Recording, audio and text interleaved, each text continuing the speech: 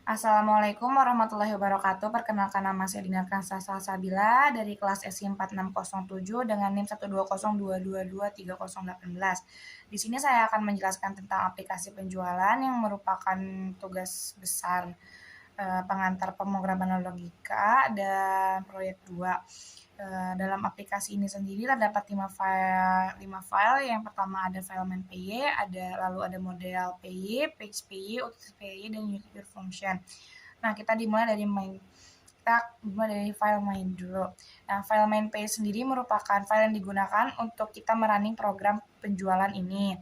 Lalu model PY itu sendiri digunakan sebagai database dari program atau aplikasi penjualan ini karena di dalam file model itu sendiri terdapat dictionary yang berfungsi sebagai database. Lalu untuk page sendiri, file fetch itu sendiri digunakan sebagai kayak inti dari program tersebut karena di dalam file fetch ini terdiri dari kayak perintah-perintah atau program-program yang akan dijalankan oleh program itu sendiri. Lalu untuk utils itu sendiri digunakan sebagai hiasan dari aplikasi ini. Lalu real functions itu sendiri terdiri dari 2 fungsi, yaitu fungsi add produk untuk menambahkan produk, dan fungsi untuk calculate total price after discount atau untuk menghitung kayak harga setelah didiskon yang akan kembali dipanggil di bagian page. Lalu kita di sini akan mencoba untuk mendemokan atau menggunakan aplikasi ini.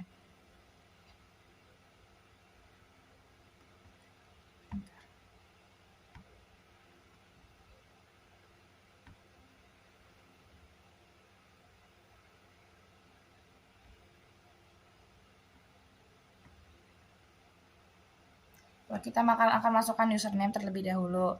Kita di sini akan mencoba untuk masukkan username yang salah sendiri, dan untuk username itu sendiri kita dapat melihatnya di bagian models. Karena di bagian model tersebut adalah berisi tentang database yang berisi informasi tentang aplikasi ini.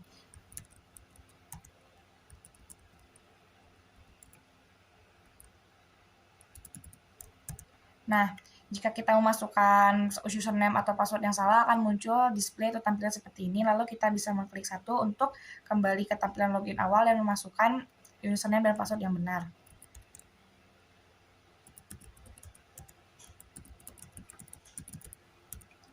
Lalu setelah memasukkan username dan password yang benar, akan muncul tampilan seperti ini. Yang pertama ada barang, yang kedua transaksi penjualan, yang ketiga ada keluar. Nah, di sini kita akan memilih option 1, yaitu barang. Nah, untuk setelah menginputkan angka 1, akan muncul tampilan seperti ini. Nah, pertama kita akan menginputkan barang terlebih dahulu. Nah, untuk ID barang, kenapa kita dimulai dari ID barang kedua? Karena ID barang pertama tersendiri sudah terdapat di database di bagian file model. Makanya kita ketika akan menginputkan barang terbaru pun akan dimulai dari barang 2. Nah, kita di sini akan mencoba menginputkan barang susu dengan harga 800.000. Lalu di sini kita akan mengklik satu untuk mensubmit barangnya. Oke, di sini muncul tampilan seperti ini. Nah, di sini data barang satu itu sudah ada di database. Nah, tampilannya seperti ini dan kita akan mengklik lebih besar untuk melihat data yang sudah kita inputkan tadi. Nah, seperti ini.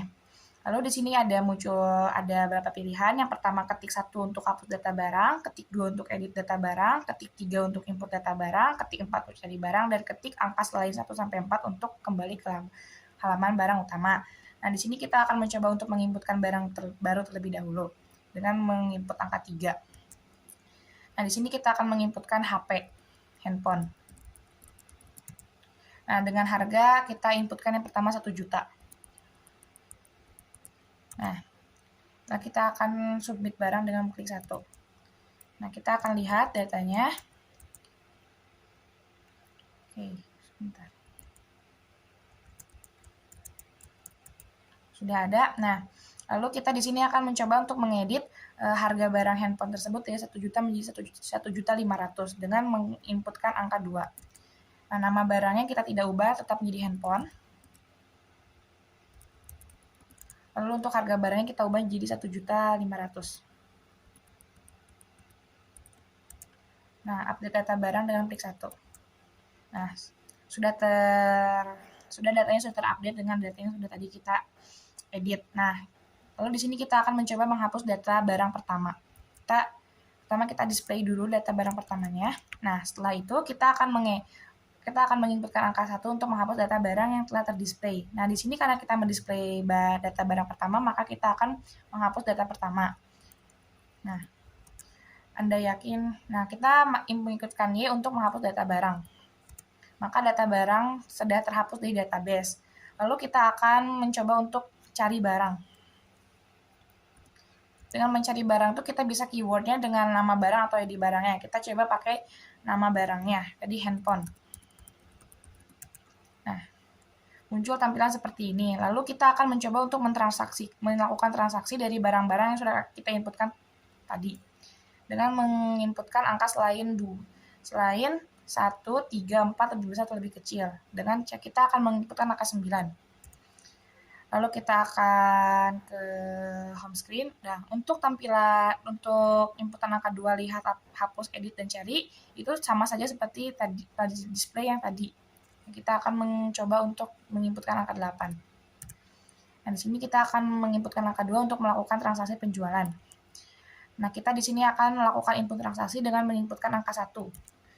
Nah, kita di sini kita akan membeli barang kedua yaitu susu, maka kita masukkan ID barangnya tadi barang 2. Jumlah barangnya tadi kita coba beli 3. Nah, muncul tampilan seperti ini. Lalu kita coba untuk klik 2. Nah, untuk data transaksi pertama itu sendiri sudah ada database sehingga datanya tidak bisa diubah. Lalu kita akan mengklik lebih besar 2 kali untuk melihat data transaksi yang tadi kita buat. Nah, data transaksinya sudah ada. Tadi kita kan harganya 800.000. Lalu karena harga barangnya di atas kita melakukan pembelian di atas 500.000, maka dapat potongan harga sebesar 25%, sehingga harga akhir setelah diskonnya adalah 1.800.000. Nah, setelah itu kita akan keluar dari programnya karena aplikasi penjualan ini telah berhasil dijalankan dengan baik. Dengan menginputkan angka selain lebih besar, lebih kecil, lebih besarnya 2 kali, lebih kecilnya 2 kali, lalu angka 3.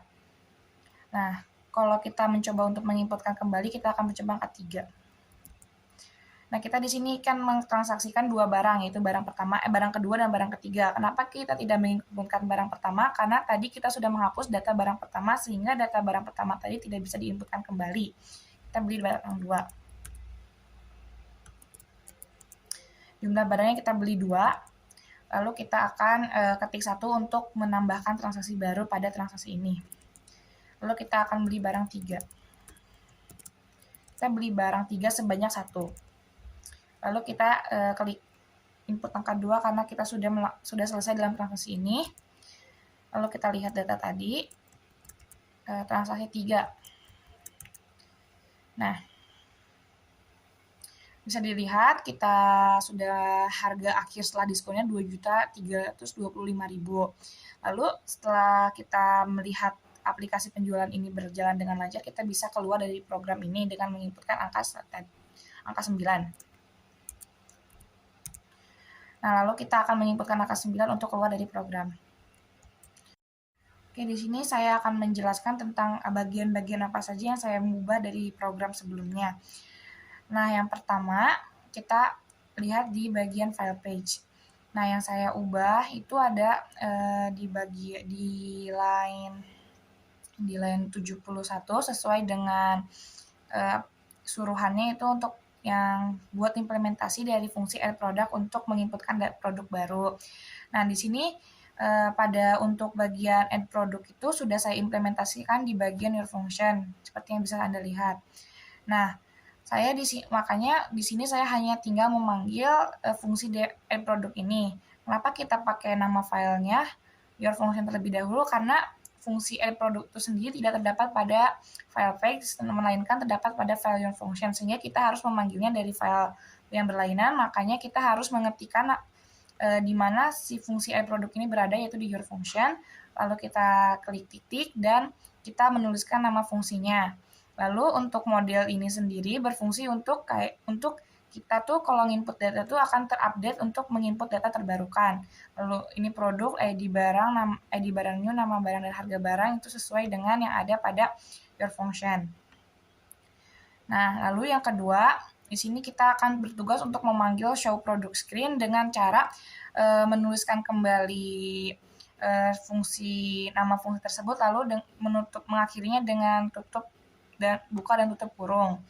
Nah, di sini juga saya ditugaskan untuk memanggil fungsi produk input screen. Nah, di sini juga saya tinggal menuliskan kembali nama fungsinya lalu diakhiri dengan buka dan tutup kurung. Ini juga yang memanggil fungsi main product screen juga seperti itu, tinggal menuliskan nama fungsinya terlebih dahulu lalu menutupnya dengan buka tutup kurung.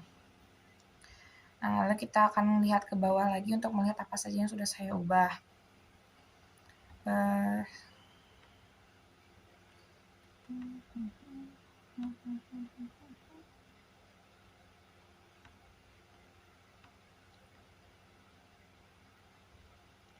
Nah, di sini juga buat implementasi dari fungsi calculate after discount untuk menginputkan data produk baru. Nah, untuk calculate after discount itu sendiri juga kita ada di your function, fungsinya, sehingga kita hanya tinggal memanggil kembali fungsinya dengan cara mengetikkan di mana fungsi itu berada, lalu menuliskan nama fungsi tersebut. Nah, kita di sini akan menjadikan itu sebagai kayak isi dari variabel. Kenapa? Karena kita akan memakai fungsi tersebut untuk sebagai kayak implementasi dari total harga, sehingga kita tidak bisa langsung menuliskannya, melainkan harus dengan menjadikannya sebagai isi dari sebuah variabel.